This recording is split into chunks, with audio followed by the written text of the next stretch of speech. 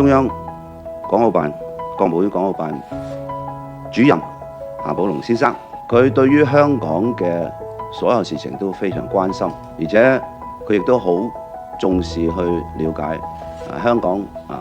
不同方面嘅實際情況，所以佢2次曾經嚟過香港調研考察，包括喺23年同埋24年，而每一次咧我都陪伴夏主任咧喺調研考察，接觸不同嘅市民不同嘅人士代表等等，所得出嚟嘅結果都係相當好嘅。第一，社會反應好正面啦；第二，夏主任表示佢更加了解香港嘅實際情況，亦都通過直接同不同嘅代表溝通對話咧，係掌握到大家對整體香港社會發展嘅一啲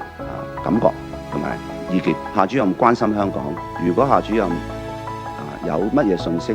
關於佢喺香港嘅活動咧，我哋會係適時發放嘅。